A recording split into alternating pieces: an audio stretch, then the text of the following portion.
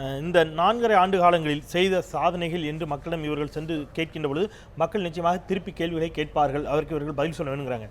இந்த நான் சொன்ன இந்த மின்சாரமாகட்டும், மின்சார பிரச்சனையாக இருக்கட்டும், அம்மா குடிநீர் ஆகட்டும் அல்லது அம்மா உணவாகட்டும், இதை தாண்டி எங்களுடைய சாதனைகள் இவை என்று அதிமுக அந்த 4.5 ஆண்டுகளில் சொல்லக்கூடிய சாதனைகளாக அதனுடைய கூட்டணி கட்சியாக நீங்கள் பார்க்கக்கூடிய சாதனைகள் என்ன ஐயா? அதாவது மடிக்கணினி கொடுத்தது, அதே மாதிரி மிக்சர் கிரைண்டர் கொடுத்தது, மாடு வழங்கியது, ஆடு வழங்கியது, இப்படி எல்லா வகையிலும், அதாவது ஏழை எளிய மக்களுக்கு குறிப்பிடுவதற்கு மடிக்கணியா. அதாவது 2015 நம்ம இருக்கிறோம். 1947 இந்தியாவுக்கு சுதந்திரம் கிடைத்தது. 2015 கூட இந்த தேசத்தினுடைய மக்கள் ₹1 அரிசி வாங்குற நிலைமையிலையும், இலவசமாக மிக்சி கொடுத்து தான் வாங்குற நிலைமையிலையும், இலவசமாக ஒரு மடிக்கணினி கொடுத்து தான் பிள்ளைங்க படிக்க வேண்டிய நிலைமையிலையும் வைத்திருக்கிறோம் அப்படின்னு சொன்னால் இது ஆட்சியாளர்களுடைய தவறா அல்லது பெருமையா? அதாவது மக்களுக்கு சேவை செய்யறது தான் ஆட்சியாளருடைய வேலை. இதை தவறு பெருமைங்கிறத விட வாங்கிக் கொள்ளக்கூடிய அளவிற்கு மொத்தத்தில் எல்லா ஆட்சியாளர்களும் தவறு. அதாவது ஆட்சியாளருடைய கடமை என்ன? தாழ்த்தப்பட்ட ஒடுக்கப்பட்ட மக்களை மேன்மைப்படுத்துவது, அவர்களுக்கு தேவையான எல்லா வசதிகளையும் செய்து கொடுப்பது. அப்போ அவங்களால இயலாமல் இருக்கிற காரணத்தினால் அரசு அவங்கள மேலே கொண்டு வர்றதுக்கு இப்படிப்பட்ட நலத்திட்டங்களை, பெரிய பெரிய நலத்திட்டங்களை எல்லாமே கொடுத்துருக்காங்க. கை கொடுக்கும் நம்புறீங்க? அவன் கண்டிப்பாக கடந்த ஆட்சி காலத்தில், திமுக ஆட்சி காலத்தில் அவங்க கொண்டு வந்த இலவச திட்டங்கள் இருக்கு இல்லையா, இதோட ஜாஸ்தி மக்கள் மேம்படுத்தப்பட்டிருக்கிறாங்க. மக்கள் ஆட்சியில மக்களுக்கு செய்த திட்டங்களை மாண்புமிகு தமிழக முதல்வர் இதை நீங்க இன்னைக்கு ஆரம்பிச்சதாக சொல்றீங்க. இது இன்னைக்கு ஆரம்பிக்கப்படல. 4 மாதங்களுக்கு பின்னாலே அம்மா பேரவையினுடைய 65,000 பூத்துக்கும் ஆள்கள் போடப்பட்டு ஒவ்வொரு வீடு வீடாக எத்தனை முறை நீங்க போய் பார்க்க முடியுமோ இந்த ஆட்சியினுடைய பெருமைகளை, இந்த ஆட்சி செய்த அனைத்து நலத்திட்டங்களையும் மக்களுக்கு கொண்டு சேர்க்கணும்னு மாண்புமிகு தமிழக முதல்வர் உத்தரவிடப்பட்டு 65,000 பூத்துகளுக்குமே பூத்து ஏஜென்ட்டுகளாக அங்கே இருக்கக்கூடிய அம்மா பேரவையை சார்ந்தவர்கள் இதை தொடர்ந்து செஞ்சுக்கிட்டு வராங்க. பல தடவை சந்திச்சிருக்காங்க. இன்னைக்கு எல்லா நிர்வாகிகளும் எல்லா மாவட்டம், அதாவது தமிழகம் பூராமே எல்லா மாவட்டங்கள்லையுமே இது அதீதமாக எல்லாமே செயல்பட்டு மக்களுக்கு சென்றடையக்கூடியது, மக்களிடம் போய் சேரக்கூடிய வகையில் செஞ்சிருக்கிறாங்க. இன்னைக்கு இது ஒரு சில பத்திரிகைகள் இந்த மாதிரியான செய்தியெல்லாம் பார்க்க முடியும். இது ஒரு கின்னஸ் சாதனைக்கு நிகரானது. இத்தனை பேர் போனாங்க, இத்தனை லட்சம் பேர் களத்தில் இறங்கினாங்க, 5,62,00,000 வாக்காளர்களை சந்திக்கிறார்கள். இதெல்லாம் ஒரு பெரிய விஷயமாக பேசப்படுகிறது. ஊடகத்தில் பார்க்குறோம், அஇஅதிமுகவுடைய கொடியை தாங்கி பேஜை குத்தி கரைவேட்டியோட ஆயிரக்கணக்கான பேர் போவதை கண்ணில் பார்க்க முடியுது. அப்போது பல லட்சக்கணக்கான கோடிக்கணக்கான தொண்டர்களை கொண்ட இயக்கம் நீங்கள் சொல்றதை நம்புறோம், அது உறுதி, அதில் மாற்றுக்கிறது இல்லை. என்னுடைய கேள்வி, தேர்தலுக்காக வாக்குகளை சேகரிப்பதற்காக இத்தனை லட்சம் பேர் எங்கிருந்தார்கள் என்றே தெரியவில்லை. இன்றைக்கு வீதிக்கு வீடு வீடாக சென்று வாக்குகளை கேட்கிறார்கள், அவர்களுடைய உரிமை.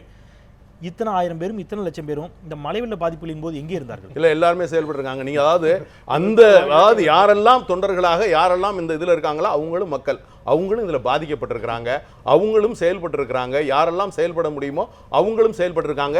அதே நேரத்தில் இவங்க மக்கள்ல இருந்து தான் இந்த தொண்டர்களும் வர்றாங்களே தவிர இந்த தொண்டர்கள் தனியாக வெளியிலிருந்து எங்கேருந்து வந்துடல. அவங்களும் எல்லாருமே பாதிக்கப்பட்டிருக்காங்க. அவங்களுக்கு வேண்டிய சேவையும் அரசு செஞ்சிருக்கு. அவங்களும் மாவட்ட செயலாளர்கள்ல இருந்தும் அமைச்சர்கள்ல இருந்து பிரதிநிதிகள்ல இருந்து எல்லாருமே வேலை, எல்லா கட்சிக்காரர்களும் எல்லாருமே வேலை செஞ்சிருக்காங்க. வேலை செய்யாம இல்லை, எல்லாமே செயல்பட்டுருக்கிறாங்க. சரி, நான் அடுத்த சுற்றுல சில கேள்விகள் இருக்குது, நான் தொடரேன். திரு ராமதாஸ் அவர்கள் பாட்டாளி மக்கள் கட்சியினுடைய தலைவர் சில குற்றச்சாட்டுகளை எல்லாம் சொல்லியிருக்கிறாரு.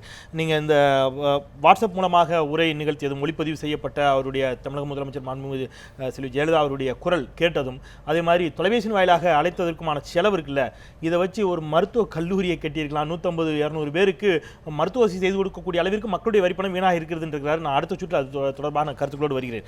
திரு ரவீந்திரன், உங்களிடம் போகிறதுக்கு முன்பாக அரசியல் தொடர்பான கேள்விகளை லெனின்ட்ட வச்சுட்டு நான் நிறைவாக உங்ககிட்ட வரேன். லெனின், 2 கட்சிகளும் மட்டுமே களத்தில் நிற்க முடியும், இதுதான் நிதர்சனம் என்று இன்றைக்கு முகநூலில் இது தொடர்பான பதிவுகள் போடப்பட்டிருக்கக்கூடிய பதிவுகளும் அவ்வாறு தான் வருகிறது. கருத்து கணிப்புகளும் அவ்வாறு தான் வருகிறது. நியூஸ் 7 தமிழ் தொலைக்காட்சியின் சார்பாக இணைந்து லைலா கல்லூரியினுடைய மாணவர்கள் உள்ளிட்டவர்களோடு நடத்திய கருத்து கணிப்பிலும் அவ்வாறு தான் அது வருகிறது. அப்போது மாற்று அணி, மக்கள் நல கூட்டணி என்று நீங்கள் வைக்கக்கூடிய வாதங்கள் கள நிலவரத்தின் அடிப்படையில் எந்த அளவிற்கு சாத்தியம் என்று நினைக்கிறீர்கள்? மக்கள் நல கூட்டணி என்பது ஒரு தேர்தல் கூட்டணியாக துவக்கப்படவில்லை. மக்களினுடைய நலன் சார்ந்த மக்கள் பிரச்சனைகளுக்காக தொடர்ந்து ஒரு போராடுகிற அணியாக அது கட்டமைக்கப்பட்டு இன்றைய அரசியலிலும் அது கால்பதிக்கிறது. அரசியலுக்காக ஒரு அணி என்கிற நிலை போய் மக்களின் பிரச்சனைக்காக ஒரு அணி என்கிற நிலையில் துவங்கி இன்றைக்கு அரசியல் களத்தில் இருக்கிறது. நீங்கள் சொன்ன கருத்து கணிப்புகள் எல்லாவற்றையும் பார்க்கிற போது அது ரொம்ப ரொம்ப ரொம்ப முன்கூட்டியே தயாரிக்கப்பட்ட ஒன்றாக இருக்கிறது. கருத்து கணிப்புகள் குறித்து நிறைய எனக்கு வாதம் இருக்கிறது, நிறைய கருத்துக்கள் இருக்கிறது. ஆனாலும் ஒன்றை நான் குறிப்பிட வேண்டும். ஆனா இதே கருத்து கணிப்பில் இன்க்ளூடிங் மற்ற கருத்து கணிப்பை பத்தி நாங்க ரெஸ்பான்ஸ் எடுக்க முடியாது. நியூஸ் ஒன் தமிழ் தொலைக்காட்சியில் வந்த சில கருத்து கணிப்புகளிலே குறிப்பிட்ட சில தொகுதிகளில் இடதுசாரிகளுக்கான பெரிய ஆதரவு இருப்பதை அங்க பார்க்க முடியத்தான் செய்யுது. அதைத்தான் சொல்ல வரேன். முன்கூட்டியே தயாரித்தது என்று எல்லாத்தையும் எப்படி பொதுமைப்படுத்த முடியும்? அதைத்தான் சொல்ல வரேன். எனவே கருத்து கணிப்புகள் என்பது 5000 பேரிடம் கருத்தை கேட்டு 5 கோடி மக்களுடைய கருத்தாகத்தான் நாம் பார்க்கிறோம். அது ஒரு ரேண்டம் சாய்ஸ் என்கிற முறையில் தான் வருகிறது. அது எல்லா நேரங்களிலும் சரியாக ஒத்து போகிறது என்று நான் சொல்லிவிட இந்த கருத்து கணிப்பு அப்படி விட்டுங்க. ரொம்ப பிராக்டிகலா அபார்ட் ஃப்ரம் தி சிபிஐ, நீங்க ஒரு சிபிஐ கேடரா இல்லாம அதை தாண்டி ஒரு சாதாரண டீ கடையில தேநீர் குடிக்கக்கூடிய ஒரு வாக்காளனுடைய மனநிலை பேசுங்க. மக்கள் நல கூட்டணியால ஆட்சியை பிடிச்சிட முடியும் அல்லது பெரிய அளவில் ஒரு குறிப்பிடத்தகுந்த இடங்களை பிடிச்சிட முடியுங்கிற பிராக்டிகலான சாத்தியக்கூறுகள், நான் நம்பிக்கை பத்தி கேட்கல, சாத்தியக்கூறுகள் இந்த தேர்தல் அரசியலில் தமிழக சூழலில் நிலவுகிறதாக நம்புகிறீர்களா? அரசியலில் நம்பிக்கையே இன்றைக்கு மக்கள்கிட்ட, வெகு மக்கள்கிட்ட, இளைஞர்கள்ட்ட வந்திருக்குன்னா இந்த மக்கள் நல கூட்டணி வைத்திருக்கிற மகத்தான அரசியல் தான். ஏனென்றால் திராவிட முன்னேற்ற கழகம், அண்ணா திராவிட முன்னேற்ற கழகம் மாறி மாறி ஆண்டு தமிழ்நாடு குட்டிச்சவராக போய்விட்டது என்று புலம்புகிறார்கள். அதற்கு ஒரு வடிவை கொடுக்கிற விதத்தில், அதற்கு ஒரு மிகச்சிறந்த வாய்ப்பை தருகிற இடத்திலே நாங்கள் இருக்கிறோம். எனவே இங்கே இப்போ நீங்க பாத்தீங்கன்னா திமுக தனியாக இருக்கிறது, அண்ணா திமுக தனியாக இருக்கிறது. கூட்டணி சகாப்தம் துவங்கிய இந்த காலத்தில் கூட்டணியாக முயன்றிருப்பது மக்கள் நல கூட்டணி தான். எனவேதான் இன்றைக்கு கூட்டணிக்கு ஆள் சேர்ப்பதற்கு, கட்சி சேர்ப்பதற்கு இன்றைக்கு இந்த கட்சிகள் பெரும் திண்டாட்டத்தில் இருக்கிறார்கள் என்றால் அதுவே எங்களுடைய முதல் வெற்றியை குறிக்கிறது.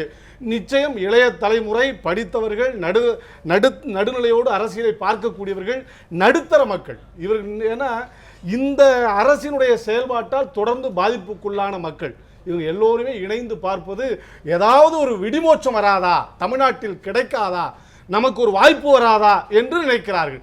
அந்த இடத்திலே மக்கள் நல கூட்டணி தன்னுடைய அரசியலை இங்கே முன்வைக்கிறதாக நான் கருதுகிறேன். அந்த இடத்துல தான் பாமக தங்களை முன்னிறுத்தி பேசிக் கொண்டிருக்கின்றார்கள். 234 தொழிலும் நான் வேட்பாளர் எடுத்துக்க என்று சொல்லியிருக்கக்கூடிய சீமான் உள்ளிட்டவர்களும் அந்த நம்பிக்கையோடு தான் களத்தில் நிற்கிறார்கள். உங்களுடைய கருத்தை கேட்பதற்கு முன்பாக ஒரு கொள்கை சார்ந்து இருக்கிறோம். நீங்க தமிழ்நாடு என்று வருகிற போது 2 லட்சம் கோடி கடனிலே திண்டாடி கொண்டிருக்கிறது. தீர்ந்து விடவில்லை. மின்சாரத்தினுடைய கட்டணம் உயர்ந்திருக்கிறது, மின் வெட்டு தீர்க்கப்படவில்லை. 1 லட்சம் கோடி கடன் இருக்கின்ற சூழலில் ஆட்சி மாற்றம் ஏற்படுவதற்கான நிலையில் கடந்த தேர்தல் சந்தித்த அஇஅதிமுக மிகப்பெரிய அளவிலே கடன் சுமையை வைத்து சென்றிருக்கிறார்கள். சில கசப்பு மருந்துகளை கொடுக்க வேண்டியிருக்கும், மக்கள் அதை தயாராக இருங்கள் என்றெல்லாம் சொல்லி 1 லட்சம் கோடியை மிகப்பெரிய அளவிலே விமர்சித்த அதிமுக இப்பொழுது கிட்டத்தட்ட 2 லட்சம் கோடி நெருங்கி இருக்கிறது கடன். இதுதான் சாதனை அப்படிங்கிற கேள்வி வைக்கிறார்கள். பயணிக்கலாம். ஒரு சிறிய இடைவேளைக்கு பிறகு அரசியல் திறனாய்வாளராக அரசியல் சார்ந்து இந்த கட்சியினுடைய பார்வையை குறித்து பதிவு செய்ய ரவீந்திரன் துரைசாமியும் காத்திருக்கிறார். பயணிக்கலாம் அவரோடு ஒரு சிறிய இடைவேளைக்கு பிறகு.